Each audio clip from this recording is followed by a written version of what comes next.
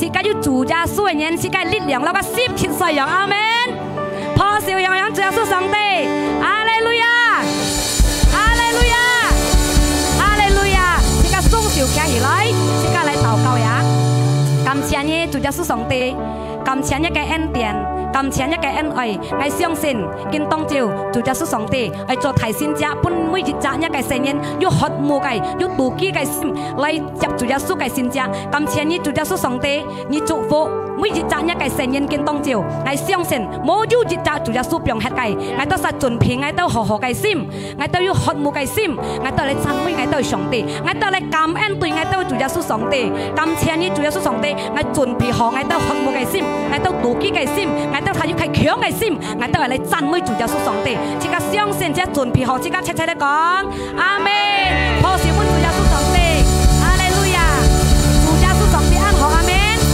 每日對自己安好阿門即刻讚美嘅加上自光亮特別來一條舞上帝我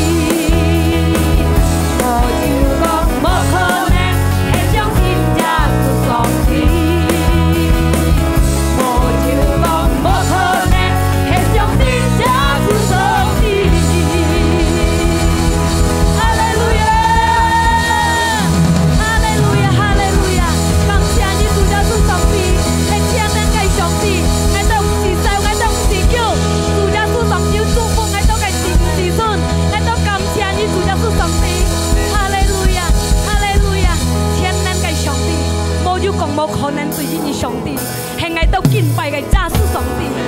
哈利路亚！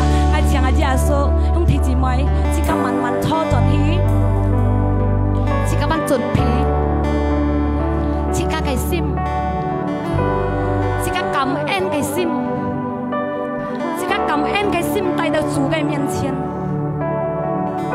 即刻要渴慕嘅心。是甲来敬拜这个上帝，是甲来宗教嘅。哦呀，拉巴西嘅因为主耶稣上帝系安好，佢唔是用系切噶，是甲来赞美嘅，是甲来敬拜嘅。哈利路亚，耶稣，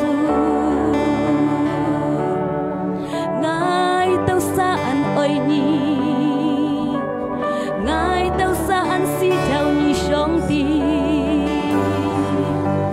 來主耶穌嘅裡面是甲你讚美佢，是甲講主耶穌上帝堂，是甲係施造佢，是甲愛佢，是甲敬拜佢，是甲施造主耶穌上帝來牽帶自家嘅路途。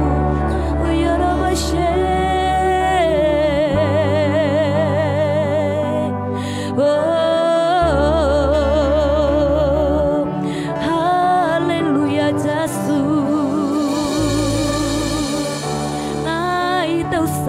愛你，你係千年嘅上帝，哈利路亞，耶穌，耶穌，耶穌，你係奇妙嘅上帝，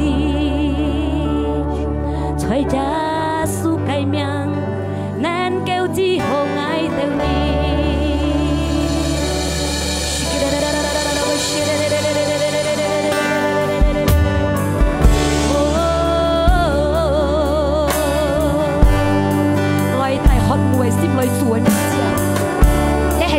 上帝嘅事件，你係設家嘅上帝嘅事件，是甲來敬拜，是甲來讚美，是甲來講上帝談，上帝愛你，上帝愛敬拜你，上帝啊，愛你，主耶穌上帝，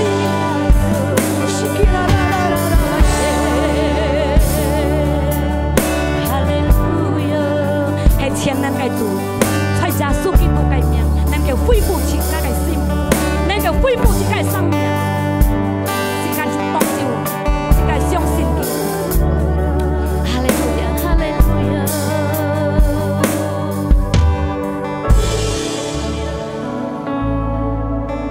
在耶穌嘅名，愛得到自由，在耶穌嘅名。愛得到救恩，父母變了困，殘廢變了行，在主耶穌愛名，天下愛得到。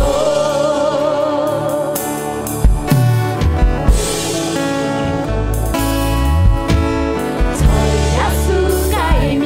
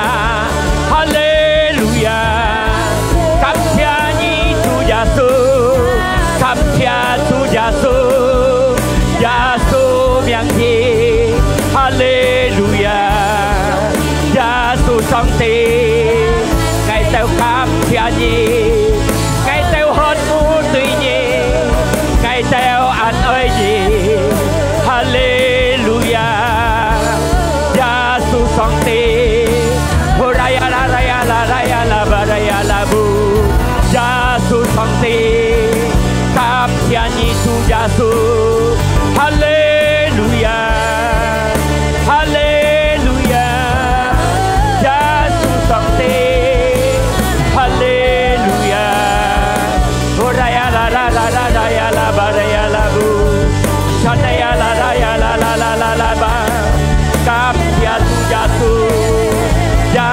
上帝，天然嘅上帝，哈利路亞，奇妙嘅名字，啦吧啦呀啦吧啦呀啦布，我都相信係我都要現在渴慕嘅心裏，我都要自己嘅心裏，耶穌天然嘅名，能夠做善良嘅都神，能夠做最好嘅恩人嘅都神，我相信有平嘅熱情得到醫治。到身體健康，健康就，我都相信上帝天然嘅名，在耶穌基督天然能夠做善良嘅得生，能夠做奇妙嘅事情嘅得生，啊！但係都要信心，要隨面睇嘅信心，能夠使呢個種使開嘅表示公眾嘅問題，能夠本嘅得生接受，因為耶穌。天然嘅名，大家都同齊，要大家都合作，共合作，不給到神神最好嘅，因為嘅都生，耶穌上帝，感謝你主耶穌，感謝你破碎我們這個主耶穌，感謝你聖靈，感謝聖靈，今日當我哋同樣嘅福音，同樣嘅反應。因為呢個反應係我哋腳步嘅公路，係大家都要得勝嘅路，我哋都按渴慕呢個法，cầu mắt luôn chỗ ngay nha cái chuyện cầu mắt nha phục những cho nha cái phá vì là ngay ta sẽ tận nha cái ân điển sẽ tận xin xin lên cho cùng thầy giá số khi tôi cái miệng ngay ta cảm ơn ngay ta祷告thì ca sẽ lại講amen sẽ ca講hallelujah hallelujah giá số thiên nên giá số khí miệng cái miệng hallelujahเพราะเสียวเป็นตัวยาสูบเพราะเราของยับไปให้ทางจินเสียวจบเสียวยาสูบเสียเหตุการณ์เสียงช่อเสียงช่อเสียงช่อ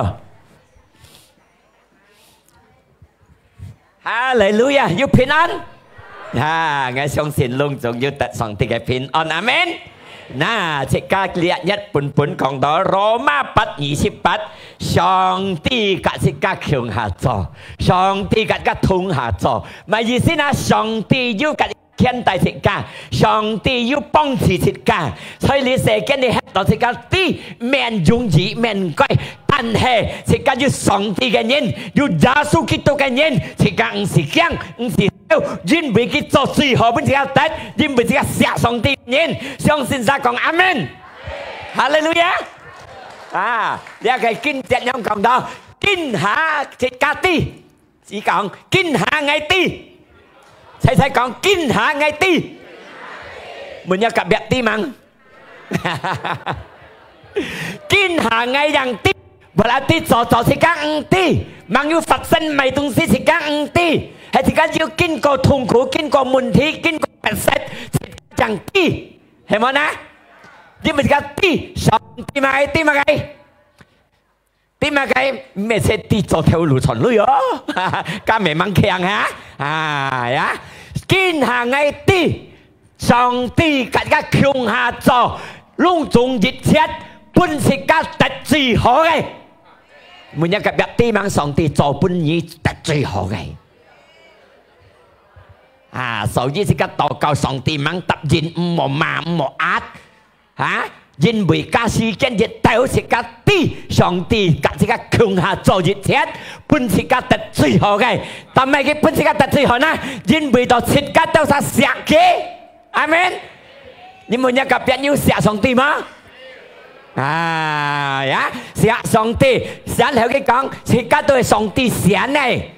上帝寫嘅鋪排章係上帝本身講，所以這個世間你喺度，有乜嘅痛苦都好，有乜嘅問題都好，切家唔是驚唔是笑，前進唔好退步，唔好灰心，唔好冷淡嘅心，同埋呢，因為切家啲前面上帝鋪排最好嘅，不隆重兄弟姊妹，阿們，哈利路亞。上帝大家通做本最好，咩講自家超冇生死，咩講自家計老了把生嘅都路用切切，唔是三實踐 ，just through 自家有問題、有痛苦、有不適、有按到重擔開導，上帝愛大家同下做，佢愛做本自家，愛幫助自家，愛包容自家，愛大家強下行。因為咩呢？因為佢係獻出，佢係愛本自家看，本自家履行嘅啲，上帝獻愛過途途節節嘅痛苦，上帝嘅愛強下做，本愛得最好嘅，阿們。係而家冇問題，而家咪被人品有啲啊，上帝嘅愛強下做啊，而家冇痛苦冇不適，冇嘅跌半跌啱啱嘅，而家都唔啲，上帝嘅強下做緊。係冇呐，乜嘅順順利利，乜嘅切個，冇乜嘅痛苦，冇乜不適，冇乜嘅懶自己嘅腳步，自己唔啲下唔記得上帝嘅強下做。當時家知道按不適，呢一腳步行到按長腰計懶哩懶，按唔順，當佢行一跳，跳到上帝嘅面前，捱啲雖然嘅腳步行到看到按上面前冇路，轉朝冇路，轉朝到朝冇路，但係捱啲上帝熱天要解強下做，本捱得最好嘅。阿們，哈利路亞。所以這個地你還是看入面中嘅，apalagi你空你是人這個地也蠻人，但係唔是細唔是強，上帝個嘅鋪排上最好嘅，本隆重兄弟姊妹得，阿們，哈利路亞。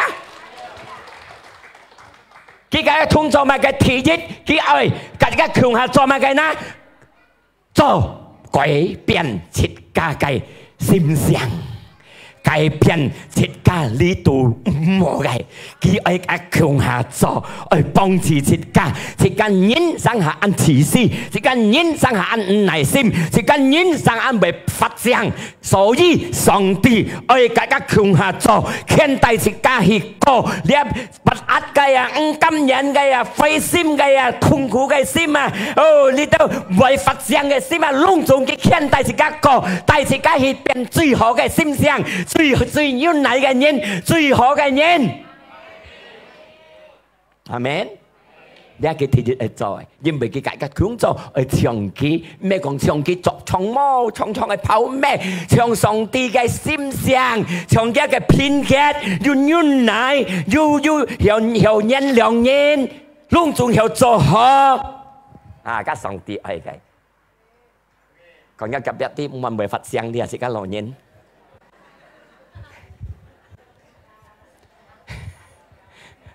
老人老心想好，生下心想前唔好，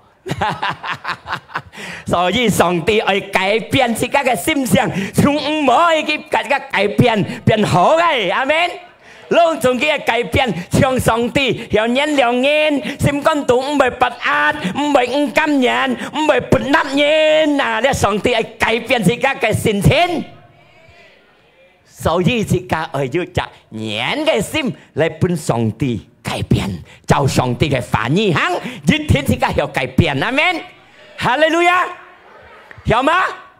有緊下日禮拜五堂我要人嚟學藝啲啊，結果把偏向一老公難嚟啊。berarti handai tai hak. Amen. Haleluya. Các kia cải biến sự can như này, tại sự cải biến. Riêng bởi cái sự ca tại tổ duy họ cái sự ca tàu chút mũi ta mấy cái các khung hạt cho riêng bởi cái tí sự ca cái nhìn sang hàng được bàn thôi lời phơi chỉ đó tổ cầu song tí về mót tập diễn ai đó hành chiếu mót song tí thôi à bưởi cả song tí muốn tổ công chuẩn nhí rằng thôi à bưởi ngay à bưởi tụi chiếu cái còn sai sự ca các bệnh nhân bật tiếng tổ cầu hắn mót hả tổ cầu hắn mót tập diễn để上帝很要麼吹啊背上帝，家己恩義，你樣吹啊背啊，嗌啊背都一樣，係咪呐？嗌要聽上帝嘅聲，吐前見，上帝會跟你講話。阿門，哈利路亞！上帝多數跟個前見你講，阿門。嗌要吐，佢就講咗你聽呢一個智慧嘅。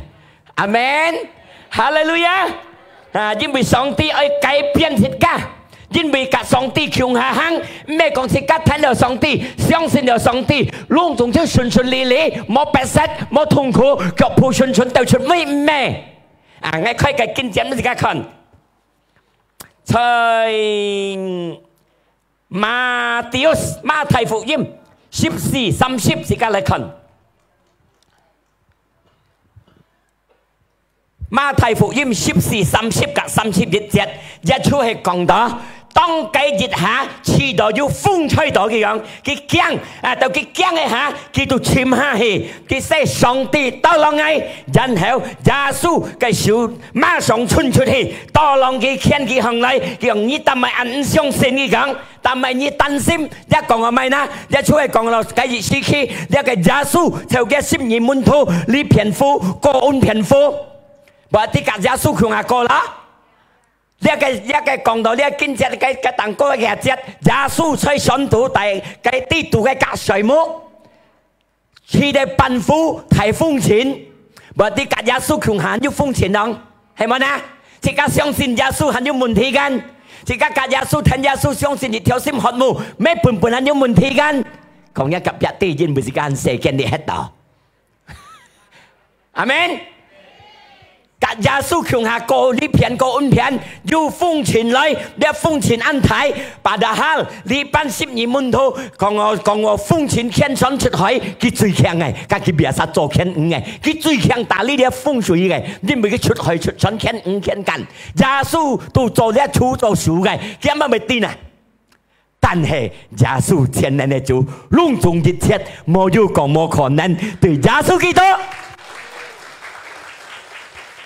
然後台風前急落神，要咪問題嚟到世界嘅憲法中意思，嚟到世界嘅生命中意思，喺世界信徒心中度，嚟世界嘅前途問題痛苦嚟到平痛嚟到，就係講你風前你嘅水拋落神度，但係嘅門徒落去寫嘅，耶穌行人嚟，佢都把到鬼樣，耶穌行水面，係咪呢？berarti Yesus ham ni ko Yesus khơi lục như Yesus ham thì các cô hay còn Yesus ta tập dục khen tài ở dục con cù đó, hiểu không na? Yesus còn nói cái phát thải phong chiến, cái hàng người lấy suy miên, cái tao còn nói hạt đó cái bà tổ quỷ ông, Yesus講冇驚ngay,咩鬼做Yesus, Amen.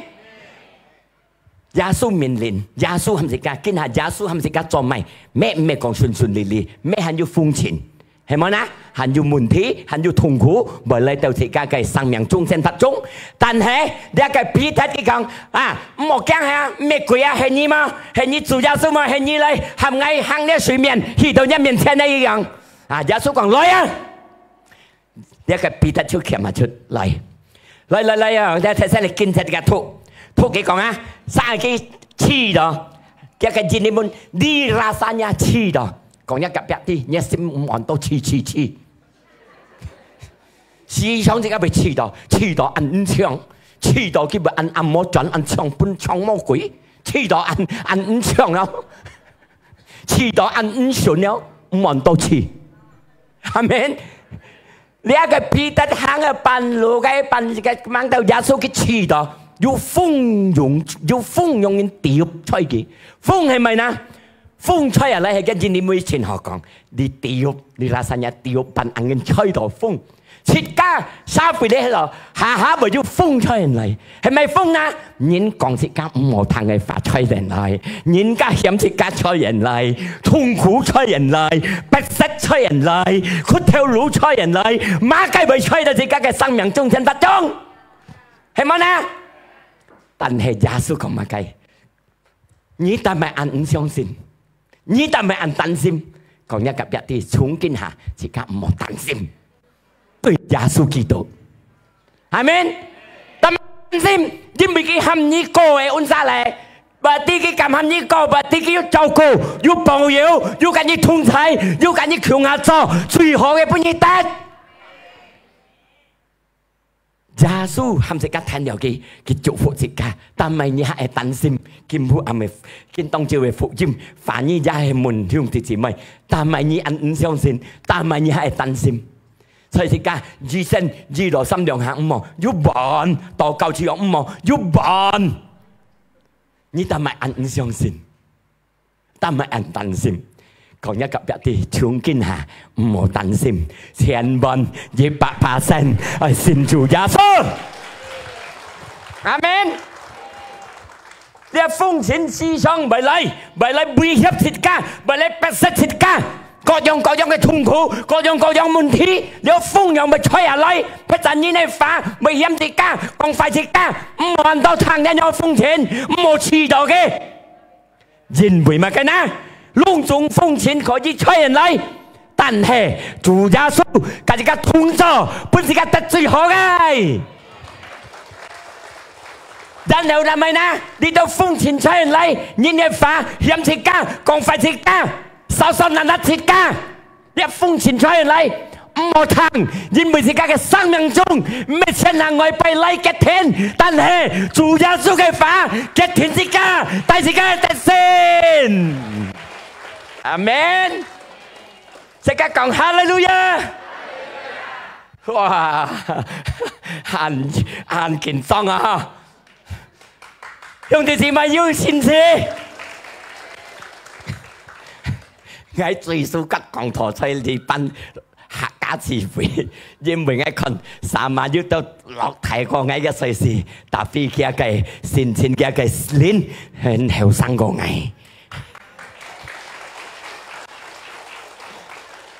阿們，啊你哋80歲要嗎？要緊，我ยัง60，เปลี่ยนหาจอนเนี่ยđóยัง39。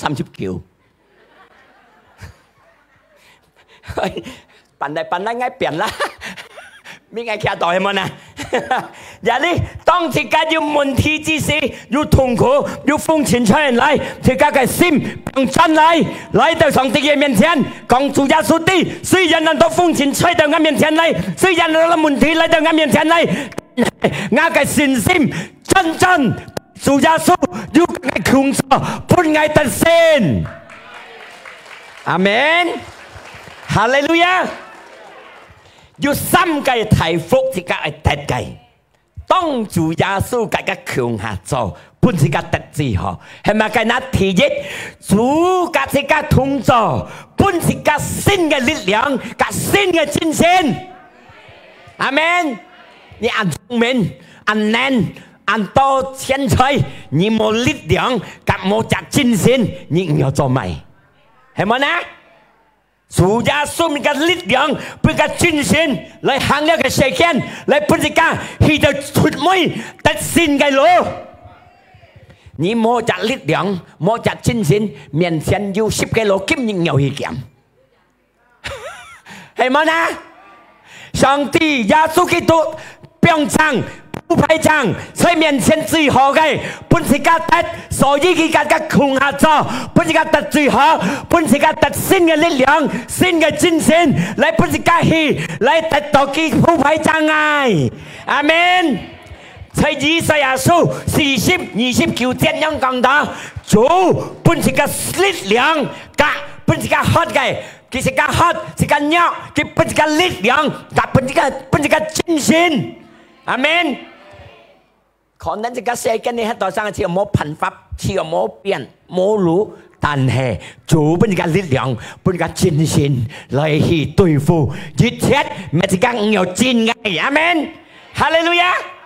然後腓立比書13節咁樣講到，攏總一切嘅問題，我能擔在耶穌基督嘅內中，因為佢本嘅力量。來撒相信，當你有問題，當你有痛苦，當你有不適，耶穌基督能夠給你扛下擔，相信嗎？相信他講哈利路亞。哇，三馬相信啊！耶穌俾個力量，當你個問題有痛苦，佢俾個精神，俾個力量，為了這個有新嘅路，阿門。在簽任書18、14這樣講到，真心嘅人能夠擔嘅一切嘅痛苦，冇真心嘅人骨頭都走，骨頭走講我痛苦、病痛、馬計來冇辦法，冇路，骨頭走命又行我橋啊，好的。但係上帝講，有真心嘅人能夠擔一切，你不到病痛那痛、問題痛苦，有真心能擔。當自己要有精神，自己上了上帝前面，自己出來到上帝嘅腳，自己開人嚟禱告，自己親密。當自己親密，嘅充滿智慧，嘅新嘅力量，充滿到自己嘅心中，自己得到強，能夠行呢個路線。阿門，哈利路亞！世界講哈利路亞！因為上帝大家強做，大家強下做，因為佢係帶起家去，但最好嘅就係熱天得勝嘅路，所以是個世間嘅黑道，是家人們都痛苦，或者掹出妹，或者是家能開，能擔，掹出妹，爭到就出妹了，一個出妹，打得最好嘅，阿門，哈利路亞。講緊劇啲出妹打揼人，還記得打揼人間？出妹即係打揼人，在耶穌基督裏面都出妹打揼人。阿門，哈利路亞！啊，第二嘅題目係乜嘅呢？上帝大家強下做。改變一切壞嘅變成大福，我哋講得。攏總壞唔好嘅佢改變變好嘅，不是講。上帝前能一樣啲，我呢邊傷害自家，呢邊咪自家唔好，自家冇本事開，自家冇本事擔，咪自家喐到搭下去，唔好嘅本人吐嚟到壞嘅，佢能夠改變。變成好嘅，變成福，本是家得，阿門，哈利路亞。在亞約42天2這樣講到，你亞約講佢啊，在佢亞約都日尊重上帝嘅人，要就相信上帝、讚美上帝嘅人，但係佢嘅家產、佢嘅子女，攏總破超，入別下木，攏總冇超，佢嘅阿納四超，把間佢嘅無線肯得到平，但係到出妹，佢講呢個亞約42天2，你下嗌啲，睇新嘅提節緊。你下是家啲緊，上帝嘅工作緊。你亞約講，你下嗌啲，你上帝全能做一切，也該鋪排將唔是失敗，上帝鋪排本愛嘅兄弟姊妹唔是失敗。阿門，哈利路亞。羅馬書9條6節咁講，但係上帝嘅法唔是失敗。上帝嘅法傳出去，唔是失敗。阿門。當佢日下講法，攏總變成妖；佢日下命令，攏總變成妖。阿門。哈利路亞。失敗變成功，出條路變有路。阿三你係親密嘅上帝，你黑變成有強嘅力，你驚變成有膽。阿門。哈利路亞！你發聲變成一個軟泥嘅心，阿晒做嘅反應下哦，講一個一啲唔好棒糖，攏總難嚟，佢開路唔識㗎，因為佢前能做好嘅唔識㗎，阿門。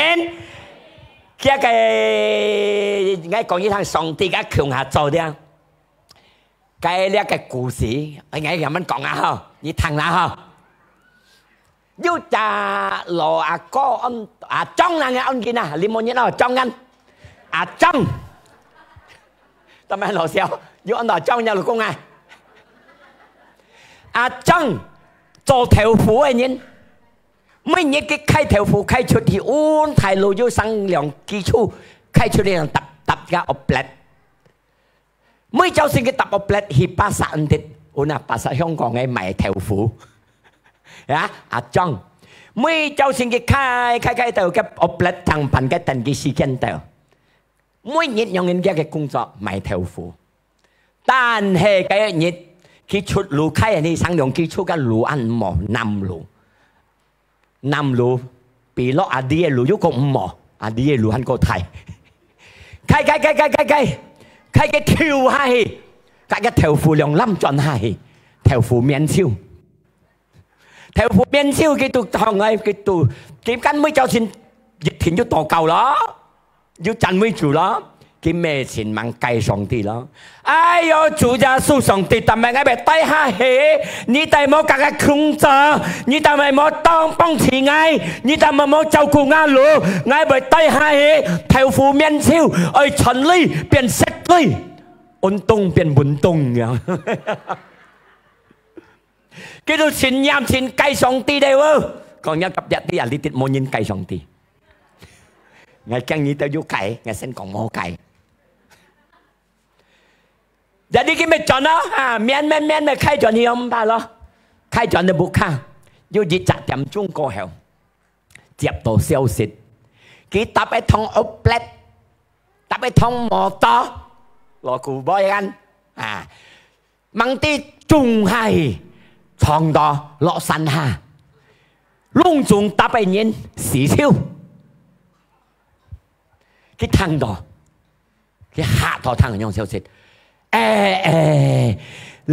係我人哋，上帝本係低打，因為係低打，個人個你死體，你係我人哋，上帝嘅我強做。上帝幫持我咪對到，我唔係隔嘅半年10個咋，仲落山坡時超嘅屋坯，乜嘅時超？你係人哋講即係而家當我要生死，而家就看得到上帝嘅好，不是㗎，係咪呢？你將佢當下講，你係嘅人哋，上帝對應出產生嘅計人嘢啊！問啲你講嘅窮啊，做幫持我啊，幫我得最好嘅，我唔係人問事實，小咗又唔係頭夫。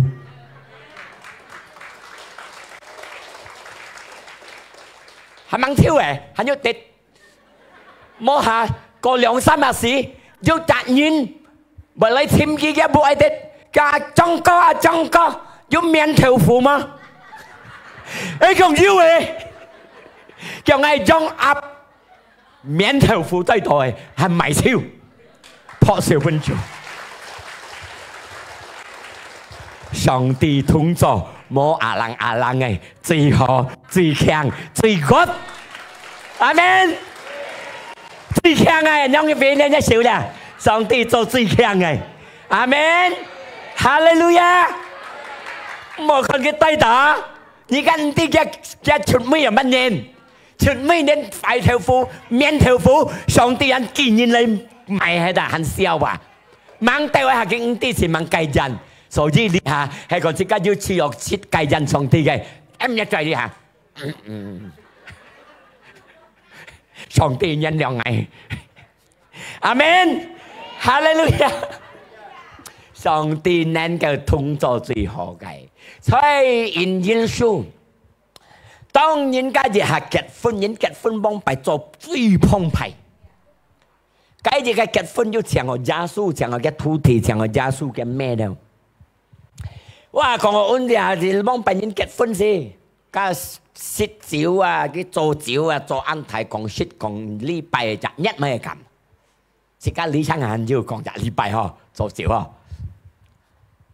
有啲辦到路費，嘅打理嘅人。mà cái phụ phải họ cái chiếu kêu lại còn lấy到耶穌嘅咩？你講耶穌啲入嘅咩啲度？係有照叫，幫擺係講照叫嘅人啊，做照啊，無白小李，先工作咗呢場好事，係咪呢？不人嫌一天，不人嫌。有啲是耶穌嘅咩嚟到耶穌嘅，嚟到耶穌กับ耶穌講，佢兜嘅照超嗰樣，嚇。耶穌講亞嘅時間忙，你愛愛做乜嘅？耶穌講亞嘅時間忙掉。耶穌嘅咩講？講到第一門徒，到第一徒弟，家係佢嘅你講乜嘅？你就叫嘅快做佢講，你哋係乜意思？當佢耶穌講法講乜嘅門徒，家食嘅水呢有叫氣，有家夾索有黏氣，碌下嘅樣，家有出氣，本佢都蝕樣，食嘅水。你阿放難出，哎呀，你準哦，不準，台灣出。你射腳去水先，家係識到哎，兩班人了，你做好事，猛啲嘅丟出去。你阿放嘅大理，你人落去大理啲創好事人，佢都持續丟出去。哇！佢講你阿放先講，先出好招，人頭人出過5強嘅招，你阿放持續有，但係你出到最好嘅招講。射水腳最好嘅招，耶穌能夠做先知，阿們。當佢一聽佢講有個夾索到夾將到去，錄了你游出去，佢變先知，射腳水變成最強嘅招。有啲點解呢？提升耶穌講啱嘅時間掹掉，你愛做咩本嘢？但係有咩講？佢係你乜咪？你做咪？你哋都講我順服嘅。當自己順服上帝嘅命令，當自己順服上帝嘅福音，自己嘅福mang掉，耶穌能夠變mang，不是假的。耶穌講嘅時間mang掉緊，但係你其實順服嘅命令有沒有，錄沒錄，拿出沒錄，拿出嚟，先至發生。當自己你撒回你喺度順服上帝嘅命令，順服上帝嘅法，自己mang低低。耶穌能夠變mang不是假的，講一個別啲順服命令，阿門。破碎本主耶穌，前來的主mang掉，佢能夠變mang不是假的。明明嘅時間mang掉，但係要順服嘅人嘅時間佢幫mang掉，阿門。哦，耶穌前來，哈利路亞。上下叫時間mang掉，但係要人順服。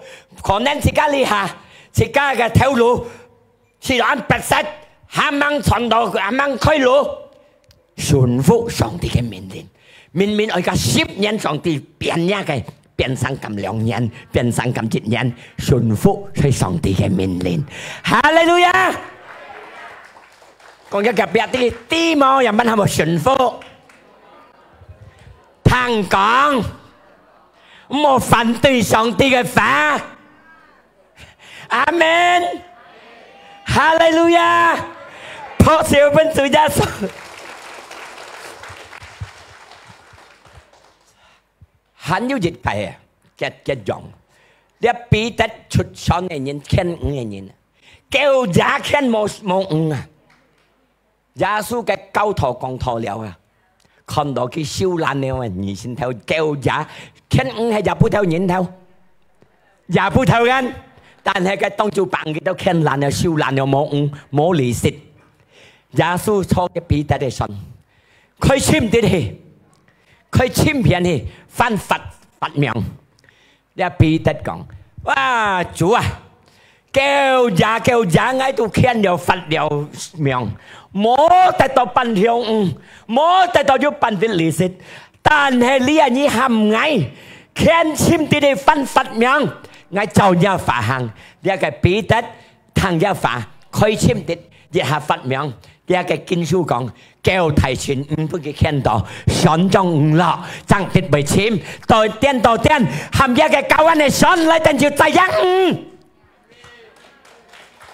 也要係講我順服上帝嘅法，順服耶穌嘅命令。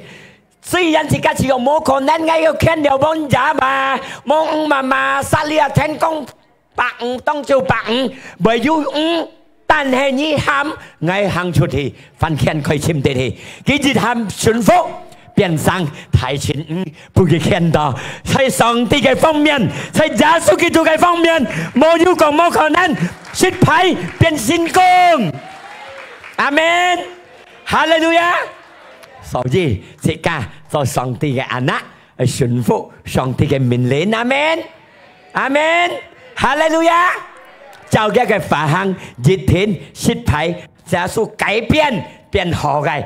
唔好嘅，變好嘅，所以真係講嘅，一做呢場好事，壞事先做出嚟，冇照打得本人險，本人ขี้險，無備。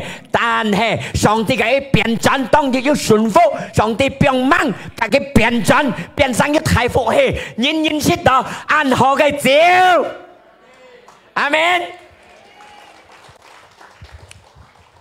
睇真係講結婚，可能一個家庭你又冇照講我懶談了，呢兩公婆冇照，冇享受呢兩公婆了，貪了，老公也要貪hết一心了，對老婆對老公也貪hết了，冇咪要喊貪講法了，冇撒樣了，冇錫了，順服上帝嘅命令，貪嘅可以改變到甜。冇照可以改變要照，阿門，哈利路亞。所以即家聽上帝嘅路，最強嘅路，最得勝嘅路，哈利路亞。公婆諗談變成親密，變成甜，阿門。失敗變成成功，驚變成感，阿門。發聲變成忍耐嘅心，哈利路亞。這就係上帝做嘅工，冇上帝更加通才，是更冇本事嘅人。所以呢，上帝寫出嘅，佢更加工作，本是個寫嘅人，達到最好嘅，因為佢鋪排上，是個佢寫嘅，佢鋪排上，本是個得最好嘅。哈利路亞，阿門，哈利路亞，還要一計5點，上帝嘅通作。本是家得勝，因為在上帝裏面冇要講失敗，冇要講輸，一天得勝嘅。阿門。在呢個烏蘭安20第3節樣講到，佢講疼以色列人嘅係以色列人疼，佢家在屬靈嘅方面，佢家就屬於以色列屬靈嘅，佢家就你係呢福音寫佢家，喂，攏做亞計是非洲。thằng mày na kinh là như chút thì tùy chăn tùy nhá cái thiên nhiên tùy chăn tùy nhá cái thiên nhiên mẹ như khía trùng phao mẹ như bị bom chút thì bào mẹ hàm như khía trùng chút thì sầu trùng mẹ đó cái còn kinh là như tùy chăn tùy nhá cái thiên nhiên mày na đi tới thiên nhiên đều còn đó nhá cái mùn thi nhá cái thùng khổ nhá cái bẹt xét nhá cái bọ cọp mẹ nhá cái sim pin âm nhá chú ấy nhá cái thiên nhiên liền như tùy lẹ tùy chăn lẹ song ti cái pha còn gì cả tim mà cái thì chết nhá cái sim một nhóc nhá cái sim một keng như một chun một keng tùy lẹ dịch xét mùn thi lấy mẹ chỉ cả keng mẹ chỉ cả hòn mẹ chỉ cả tập mẹ chỉ cả mồ lù但係福音上帝嘅福音上帝嘅法嘅反應交代自己乜嘅一個心冇喐自己嘅心喐乜嘅時間唔喐咗冇跳線骨頭都走所以自己嘅心係變強人班人自己心又強來到上帝嘅面前自己親密讚美嘅越天嘅本自己強力量本個新嘅精神阿門哈利路亞嗱佢接喺人班講咗因為上帝佢行喺嘅面前跟你同在跟你對戰而是佢幫助自己跟你同走但係佢嘅同走呢佢要嘅目標本自己得勝上帝鋪排這樣嘅目標本自己得勝破少本主耶穌哈利路亞因為上帝所以佢係大家同走咁樣嘅幫助自己牽帶自己大家同在因為佢鋪排這樣本自己得勝阿門所以自己你係要痛苦要平痛冇驚掹出妹講一個別啲耐心掉出妹答人阿門，哈利路亞！但答這個特當嘅上論仲是咪強嚟？因為上帝啲是間冇本事，是間人肉，是間人類，所以佢係個同助嘅幫助自家，係個同財，因為佢係個得出妹，係得勝嘅路，佢鋪排上如何嘅，不隆重兄弟姊妹得，哈利路亞！相信就破少本自家嘅主耶穌。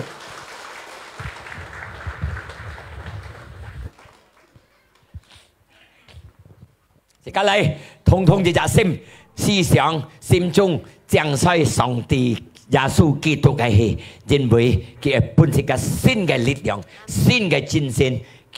大哥，因為佢哋是間呢行熱天，隆重兄弟姊妹，熱天要各殺嘅苦難，各殺要問題，各殺要對付嘅，但係上帝講唔好驚，人嘅心唔好盡，上帝要跟你同在。大自家係得勝，因為佢鋪排着本隆重兄弟姊妹得勝嘅路，冇有個冇可能對耶穌基督。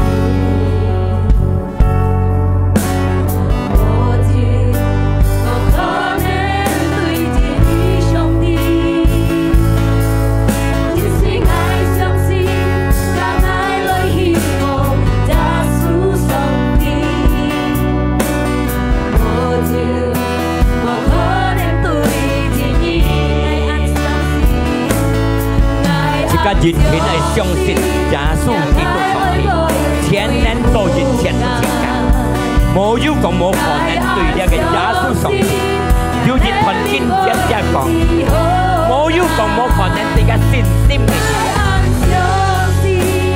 耶穌愛俺相信，愛見他的道，只會愛相信你。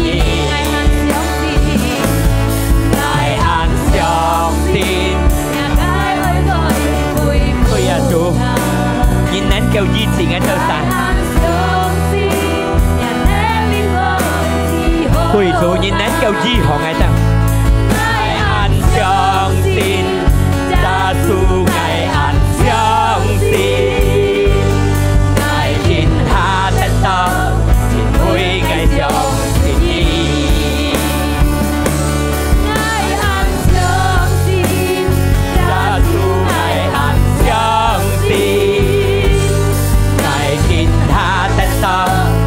會愛相信你，愛俺相信，耶穌愛俺相信，愛見他的道，也會愛相信你。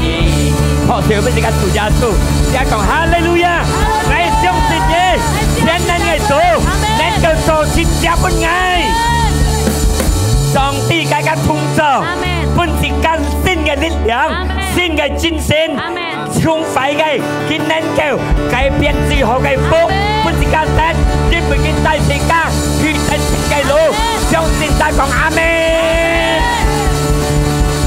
愛弟兄弟姊妹有乜嘅痛苦，有乜嘅問題，但係上帝熱天跟你同在，帶你得勝，耐心，強過去，冇退步，全力。要救乜嘢？全力要跟你同在，聖耶穌基督嘅名。感謝你主耶穌，一個把你熱天用人生嘅都會接受，相信神一切講阿門。多謝你，兄弟姊妹。